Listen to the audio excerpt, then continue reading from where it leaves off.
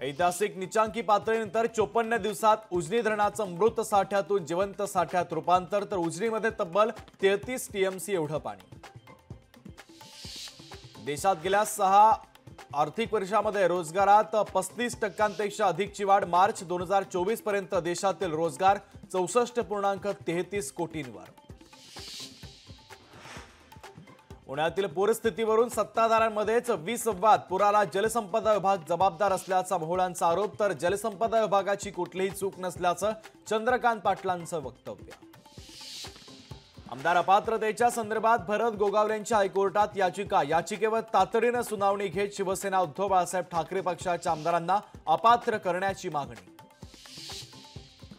लोकसभेला भाजपला पाठिंबा देतात आणि महिनाभरात स्वबळावर लढण्याचा नारा देतात। काही लोक करतात एक आणि बोलतात एक। संजय राऊतांचा राज ठाकरेंना टोला। विरोधकांची भूमिका स्पष्ट नसेल तर सरकारने निर्णय घ्यावा। मनोज जरांगे पाटलांची विरोधकांवर टीका करत सरकारकडे मागणी। पुण्यात पुरामुळे झालेल्या नुकसानीचे पंचनामे होणार। पालकमंत्री अजित पवारांच्या निर्देशानंतर प्रशासनाची लगबग, तर पंचनाम्यानंतर बाधितांना तत्काळ मदत मिळणार। महाराष्ट्रासह गुजरात, कर्नाटक, पश्चिम बंगाल, तेलंगणातील पूरस्थिती नियंत्रणात आणण्यासाठी खास पॅनेलची निर्मिती।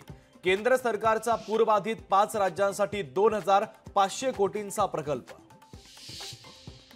कोल्हापूर, सांगलीमध्ये महापुराचा धोका कायम। कोयना, राधानगरीमधील विसर्गामुळे पंचगंगा, कृष्णा नदी धोक्याच्या पातळीवर। नागरिकांची धाकधूक वाढली। महिला आशिया कप T20 स्पर्धेच्या सेमीफायनलमध्ये भारत आणि बांगलादेश सोबत भिडणार।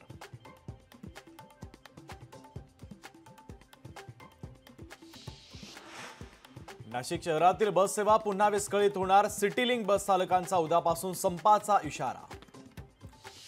बीडमध्ये पंकजा मुंडेंना वाढदिवसाच्या अनोख्या शुभेच्छा। 4000 वृक्षांच्या माध्यमातून समर्थकांचा पंकजा मुंडे यांना शुभेच्छा संदेश। अमरावती जिल्ह्यामध्ये बोगस खत विक्रीचा प्रकार। मिश्र खतांच्या नावाखाली विकली जात होती चक्क माती। रत्नागिरी समुद्राच्या उधाणाच्या लाटा गणपतीपुळे मंदिरापर्यंत। मंदिराच्या कंपाऊंड वॉलला धडकल्या लाटा। मावळ तालुक्यामध्ये मुसळधार पाऊस। कासारसाई धरण 95.12% भरलं, तर धरणाच्या तिन्ही दरवाजातून 4500 क्युसेकनं विसर्ग। पुण्याच्या धरणांमधील पाणी पातळीमध्ये मोठी वाढ। खडकवासला धरण साखळी क्षेत्रात 82% पाणीसाठा, तर गेल्या वर्षीच्या तुलनेत जुलै महिन्यात यंदा पाणीसाठ्यात मोठी वाढ। रायगड जिल्ह्याच्या सर्वच भागातील पूर ओसरला, तर सावित्री, अंबा, कुंडलिका नद्यांच्या पाणी पातळीत घट। सावित्री नदी इशारा पातळीच्या खाली, तर जिल्ह्यात आज पावसाचा रेड अलर्ट।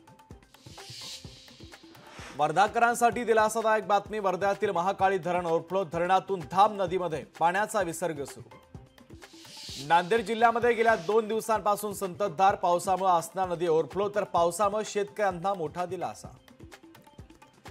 जालना शहरात शिक्षणासाठी विद्यार्थ्यांची कसरत। गांधीनगर भागातील उर्दू स्कूलच्या रस्त्यावर पाणीच पाणी।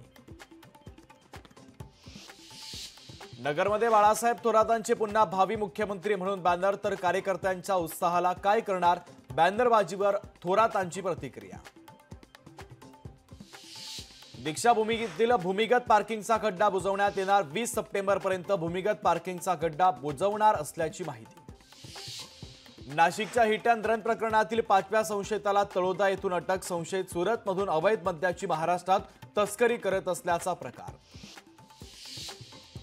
केंद्र सरकार भूतानमधून बटाटा आयात करण्याची शक्यता। देशात बटाट्याचे दर वाढल्याने आणि बटाट्याची कमतरता भासत असल्याने केंद्राचा महत्त्वाचा निर्णय।